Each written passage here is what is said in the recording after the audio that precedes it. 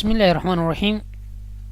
qaybtana waxaan ku baran doonaa Microsoft Excel oo aan ku tilmaamay inay ahayd barnaamijyaadka wax lagu xisaabinayo. marka qoraalkanan wuxuu ka hadlaa hadii la soo khulaasayo sida wax loogu xisaabiyo waxa uu barnaamijkan wuxuu yahay aan ku soo gaabinay in wax lagu xisaabiyo. tusaale waxyaabaha markii wax la xisaabiyo buuqa xisaabta marka tusaale soo qaato wuxuu leeyahay xariiqma kala duwan. xariiqmadaas marka maxaa la column, row, cell waxyaabahaas la marka waxaas oo faksa waxa uu ka hadlaa muhiim maahin waa maxay MS Excel hadii lagu yiraahdo waa barnaamij wax lagu xisaabiyo. tusaale maxaa kamid ah marka waa arkaynaa qaybaha uu ku kooban yahay barnaamijka wax lagu xisaabiyo. tusaale in la xisaabiyo qodobka koowaad in la xisaabiyo canshuuraadka marka dawladda badanaa oo isticmaasho waxay sida loo xisaabiyo canshuuraadka kala duwan. tusaale badeecadaha markay ka badan tahay intaas boqolkiiba intaas laga qaadaa dekada wax laga soo dejiyaa ka canshuuraadka kala duwan xisaabaadkiisa waa soo arki doonaa ayagana waan ku xisaabi doonaa.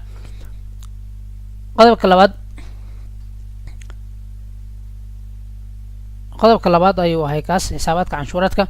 qodobka koowaad oo ah xisaabinta mushaaraadka ayayna company markaa joogtid marka amba school markaa joogtid waxa waaye shaqaalaha ku shaqeeya mushaara siisa mushaarkaas marka sida u xisaabiyeysaa marka asagana waa arki doonaa xisaabaadka mushaaraadka kala duwan. qodobka saddexaad adding and renaming worksheet marka waxaa la for example sheet waa page waa pageka koowaad pageka labaad amba book koowaad book labaad. tusaale waxaa yani sheet 1 waxaa ku qoraysaa bisha January, sheet 2 February, March, April, May saas marka sidee marka sheedadkaas ugu soo darsaysaa amba magaceeda uu qoraysaa si uu xusid bilooyinka kala duwan aad shaqeeysid.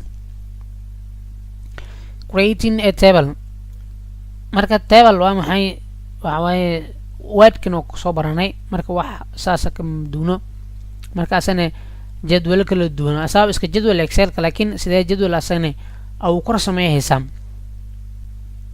creating payroll ka marka waxa waaye asana badeecooyinka saan u ogsoonaa barnaamij xisaabeedka wax ka maqan ma wax kasto xisaab soo galay badeecooyinka kala duwan sidee u xisaabiyeysaa. tusaale income-ka iyo outcome-ka amba yani quantity-ga haysatid waxa waaye asana form kala duwan oo leeyahay xisaabaadka wax kasto xisaab badeeca soo istagay waa la xisaabinaa. sales book waa buugga badeecada asana waa isku similar waxa waaye iska dhow yihiin labadan waa isla badeecooyinka la xisaabiyo. arrangement camal lagu sameeyaa sida bur, baasto, bariis, sokor waxa waaye si oo kala si oo tixan sida wixii bariis wixii bur ah meel loo feel loogu sameeyaa. markaasna xisaabaadka badeecooyinka badanaa marka badeecooyinka wuxuu anfacaa dadka ganacsatada kuwaas oo marka seekooyinka wala tan xisaabiyo markay rabaan ayuu aad xoog u isticmaalayo. qodobka ugu dambeeyo examination results-ka waa natiijada imtixaanaadka marka iskuulaadka asana ka anfacaya ama jaamacadaha sidee marka loogu xisaabiyaa natiijada imtixaanka Excel ahaan ardayga. marka dhammaan marka todobadan xabo waxay leeyihiin horta formula leeyihiin qaacidooyin Excel-ka yar uu ka dhibadan yahay kuwa kale laakiin qaab fudud ayaan ku arki doonaa waxna ku fahmaysan.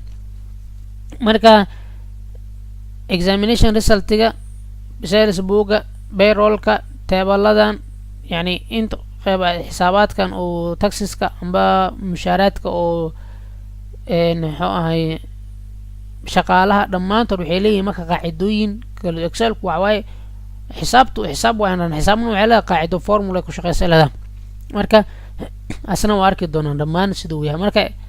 marka wuxuu ka turjumaanaa marka overview wuxuu ka turjumaanaa Excel inuu kusoo koobmayo inuu yahay barnaamij xisaabeed. marka fadlan la soco qaybta xigto.